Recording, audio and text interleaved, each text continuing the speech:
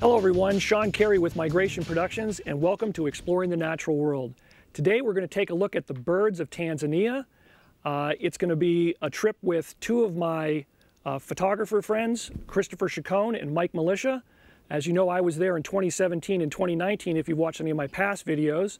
But for this video today, I thought it would be nice to take a look at some of the photos that I've taken on two of my trips, and to bring in Christopher and Mike and have them show each of them some of their photos as well, and we can share the experience that we had while we were in Tanzania. We visited several locations, including Tarangire National Park, Ngorongoro Crater, the Ndudutu area, and Serengeti National Park. So for that, let's introduce my good friend Christopher Ciccone first, and Mike Milicia. There they are. How you doing, guys? Good. How are you doing, Shawn? Good to see you. Very good, thank you. So real quick, for those that have seen the hats video that we just released a few weeks ago, you'll recognize Christopher Ciccone from that video, though we recorded that video actually in 2019. So Christopher, welcome back. Thank you. And Mike, your first time here on Exploring the Natural World, I want to thank you for joining us and sharing your experience today. Thanks for inviting me. Right on. So first of all, guys, let's just talk a little bit about the experience of traveling to Tanzania on a photo safari. So I know for both of you guys, it was your first time there. I had been previously in 2017. So what were your impressions, Christopher, on the experience and traveling to Tanzania? Just real quick. It was like nothing I'd ever done before or done since. But, getting there and back was long. You're spending about a day in each direction. But from the moment you hit the ground, it's just absolutely amazing. The wildlife, the birds, the scenery is just absolutely outstanding. And Mike, what were your impressions of spending almost 2 weeks in Tanzania on this photo safari? A lot of what Christopher said. One thing I was surprised at was what we're going to talk about tonight is the amount of bird life and the variety and lots of species I did not expect to see in Africa, even some that we have here locally. The other thing for me was one thing I really liked about this trip was the fact that we drove everywhere. So we also got to see a lot of the countryside and the villages and the culture and stuff. And that was, in some ways, the most interesting part of the trip for me. Yeah. But it was great. Yeah, the one thing, about the trip that we did, and similarly when I did the 2017 trip, is the fact that we're traveling, with the two of you guys and Dr. Carl, and by the way, Mike's wife, Ann, was with us as well, is that, when I look at online a lot of the other, I think, photo safaris that I see that are traveling there, I don't really necessarily see the emphasis on wanting to photograph birds so much. And I know for the three of us, that was a real point that we wanted to photograph birds. And not that we didn't want to photograph elephants and lions and zebras and all that. Certainly we wanted to do that. But as bird photographers, we're wildlife photographers, but we all specialize in bird photography. We really wanted to photograph birds. And I think for some photographers over there that we ran into, I don't think they quite understood why we were wanting to spend as much time photographing birds as we did. That's probably true. And I think, it's good that the guides, you had used them before, so they kind of already had a clue. Because I've been on a separate trip, and they were very confused about why I wanted to sometimes stop for a bird. Right. Yeah. Well, that was the nice thing about our trip, because when we saw a good opportunity to photograph a bird, I don't think we ever really passed it up. No, definitely not. We worked all those opportunities very, very well. Yeah. And the drivers were fantastic working with us on it, with the pull up another foot, no, back up a couple inches, no, right. And they were right on it. So let's just talk real quick about the equipment that we use, because I get this question all the time. I'm sure you guys got this question once you got back as to what equipment you had. So I'm just going to drag this in here, and we'll take a look just so people can see. So, the three of us all had a large telephoto lens. This is my 600. Christopher, you were traveling with a 600. I think, Mike, you were traveling with a 500. And we all... Unfortunately, yes. What's that? I said, unfortunately, yes. I really wish I had a 600 Right. there. And I also had the new version 2 of the 100 to 400. And I can't remember, did both of you guys have a 100 to 400 as well? Yes. Yeah, you did. In terms of the equipment, and let's cut back to the 3-shot now. When you guys arrived, did you have an expectation as to how much you thought you were going to use one lens over another? Or was that kind of a surprise when you got home? I can't say that I was surprised about it, but I had been talking with you and Carl quite a bit about what you had done before. Right. And knew that I was going to be using the big lens for a lot of birds, things that were smaller, and using the shorter lenses for, kind of the larger mammals in most cases. Right. I did use the big lens a couple of times with mammals that were further away. But one of the things you pointed out was that it gets hot and you get heat shimmer. And so things might look good through the lens at a distance, but you could really, that could really cripple you after you get past kind of mid-morning. Yeah, you definitely wanted those birds, much closer once the sun got a little high if you wanted to get a decent photo of almost any subject, not just birds for that matter. Yeah, definitely. Yeah. Let's take a look at some of the photos here. So here's a photo of a lilac-breasted roller that Christopher took. All three of us were sitting in our safari vehicles. We had two safari vehicles, Christopher, myself, Dr. Carl in one, and Mike and his wife in the other. And Christopher, this was a very cooperative bird, as we all know. And just kind of explain to everybody here kind of what was taking place with the bird and what was taking place in your mind to try to get this type of photo. Well, certainly. I mean, lilac-breasted roller was one of the big species I really wanted to see going there. Was probably pretty evident from the first hour that we were actually out, because I had you guys stopping for literally every single one. And they're almost as common as American robins in New England, apparently, which I was not aware of. So I was stopping for a lot of them. But, and we learned very quickly that, some of them look better than others. The plumage was brighter. This particular one was photographed on our last morning in Ndutu, where we had some really fantastic early morning light. And this one bird was basically going from shrub to shrub to shrub, and then flying down, catching an insect, flying back up to the first shrub, and shrub to shrub to shrub. So he actually did that a number of times. We actually all got really good opportunities to try and get some flight shots, which was something that I really wanted to do. I see a lot of perched shots of this bird. I really wanted to get something. Yeah, this bird really gave us a nice look and really nice opportunities. We spent some good time with that. Okay, let's move on. Mike, this is Secretary Bird, one of my favorites in Tanzania, by the way, and I believe this was taken at Ngorongoro Crater. And this is one of the places I think we had Secretary Bird probably every day we were there. So, Mike, why don't you talk just a little bit about this shot and what was going through your mind when you were photographing this bird? Mainly what was going on here is I saw the opportunity where there were finally some low grasses, so I could actually get the whole bird in the frame. And I really often like to see the entire bird, especially the feet. So I was glad to be able to include that. And he was walking along, so I was basically trying to get a sort of a strut type of a pose as he was walking.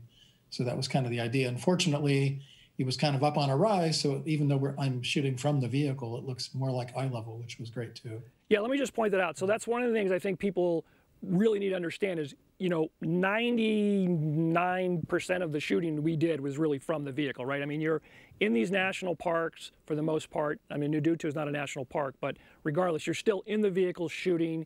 You cannot get out of the vehicle unless you're in a designated area with the bathroom facilities and picnic areas. So yeah, you're shooting from the vehicle, you're shooting from a beanbag.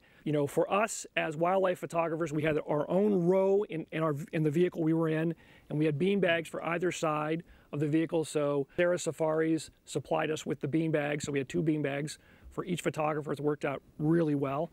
And I'll just tell you, Mike, I really love this shot, and I think you absolutely nailed it. So I'm going to move on to this one. This is a photo I actually took in 2017 of a Griffin's vulture and this golden jackal, and they were actually sparring over a dead Grant's gazelle that the vultures were feeding on, and this jackal came in, and there was a little bit of tussle back and forth. And the interesting thing about this photo is never at any point did the vulture or the jackal actually physically make contact with each other. And I took a whole series of photographs, and it's just amazing they never actually touched each other. I wish I'd actually had maybe even video of it. It would have been pretty interesting to see that. But regardless, I really love the photo. And that was on the way to Ndutu, just before Ndutu that I took that photo. So let's move on to the next one. Christopher, here you go. So we're just talking about this photo for a minute. All right, so red and yellow barbets, just a gorgeous bird, something I definitely wanted to see in advance. And I've got a whole background story about this, but we don't have enough time to go into all of that. We came around one turn. There was one that was working its way through some bushes and some shrubs, perched up, and then the female perched up behind him. So it just had this really nice opportunity to get kind of this mirror pose between one and the other. And this was part of a series where, they were both kind of looking around in different directions, but this one worked the best. Yeah, it's a great shot. And by the way, so this is the birds of East Africa right here, and that's the bird that's on the cover of the book. And I know you and I talked about this beforehand, because when I went in 2017, I was like, boy, I really hope I see and photograph that bird, which I did. And then to get it again this time, and we had a few occasions with them, that was really a nice bird to add, and just a gorgeous bird to photograph. This late afternoon was probably the best opportunity we had. That was a good one. Nice. So Mike, Yellowbilled Stork, boy, Mike, when you sent this photo to me, I was like, wow, boy, you really nailed this one. Go ahead, Mike, just talk about this a little bit if you don't mind. Well, the first thing I'll say is it's the most attractive species of stork I've ever seen, which was nice. Most of them are fairly homely looking, so it was beautiful. This was it was in the crater again, I believe. It was a little wetland area. And again, this is one of the places I was surprised to see how many shorebirds were around and all that kind of stuff. That's one case when I wish I could have gotten lower, but this was shot from the window. But he was fairly distance away, so that helped. So the angle didn't quite look quite so steep. Yeah, it's a gorgeous bird. Really love the way you captured it. Excellent, excellent. So here's one of mine. Again, this is from 2017 for me, Pygmy Falcon, which we had also on our trip. We had more than a few occasions with Pygmy Falcon. There's a very tiny little falcon, smaller than the American kestrel that we see here in North America. I believe this was actually shot at Tarangire National Park. And I just love the look of this bird. And the fact that we got to see it again in 2019 on a few occasions and photograph it, it's just a real pleasure. You know, I'm a real raptor fanatic. I think all of us are to a certain degree. But yeah, it was really nice to have this particular species. All right, Christopher, here's another good one, keeping on the raptor theme. And again, we were all looking at this bird in the crater. Why don't you talk about this real quick? Yeah, this was in the crater, Marshall eagle, which I believe is one of the largest eagles that you can see in Africa, and among the I think top 3 largest in the world. Is kind of hard to tell from this context, but this is a hulking large bird, and when he turns his gaze on you, you feel it. And so we actually spotted this one perched up from quite a distance given his size.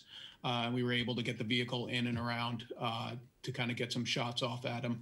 Not the best light angle, but the experience was just absolutely astounding. Yeah, that was a real treat. I mean, like you said, we saw this bird really at quite a distance, and he really stood out. He or she, I should say.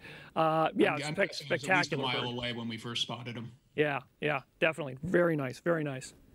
So here's our next shot. This is a long-tailed fiscal, the Mike that you photographed. Why don't you talk a little bit about this bird and the experience of photographing it? Well, one thing in general about this particular location is this was at Tarangire, which was our first stop, and I was just amazed at the amount of bird life that we had to photograph there. We couldn't drive more than a few minutes without just having amazing opportunities, just bird after bird after bird. The other thing that was amazing was the way that something I didn't really expect is these birds are also extremely acclimated to the safari vehicles and so forth. So when you found a situation like this, you could pull right up to it. They wouldn't flinch at all. They would just hang around for minutes at a time, a lot of the time. So it was a nice change from a lot of the shooting from vehicles I do in the U.S. And then this particular one, when I just looked through the viewfinder, I just couldn't believe what I was seeing. It was like I had set it up. It just all worked perfectly. He gave me a perfect head angle. The tail separated from the perch. Just everything just came together. The background, it just worked. Yeah, it's a great shot. And you make a great point there, Mike, that a lot of these birds are very, I think, habituated to these safari vehicles and to the people, and the fact that you're actually pointing something at them. When you made that point here in the U.S., a lot of times when you're in a vehicle and you get your lens and you point it at whatever the subject is, they don't like it and they like to flee, and that certainly was not the case there. So, okay, let's move on. All right, here we go. Southern ground hornbill, enormous hornbill. I mean, just enormous. And again, this was, I believe, from my 2017 trip. This, I think, is actually from Tarangire as well. And I'll tell you, lots of hornbills in Tanzania. It's always a thrill to see any of them. This one was particularly high on my list for both trips to see and photograph. And I know in our 2019 trip, we had several opportunities with southern ground hornbills. And I'm just curious for the two of you guys, what was your impression? I mean, we saw several other species of hornbills. What was your impression when you saw the first one of these southern ground hornbills and just the sheer size of it? Christopher? They were hulking. They were huge. They were hulking birds. Shockingly big. The the thickness of the leg alone, you know, was huge. Never mind the size of the bird. Yeah. And you look at it and go, well, how the heck could that thing fly? Which, by the way, I got to point out, Christopher, when in 2017 we never saw any of the ones that we photographed fly. On our trip, we saw a couple of these fly, so that was really cool to see. Yeah, that when it took off, it was you could feel the excitement of everybody like, oh my God, it's flying, it's flying. Yeah.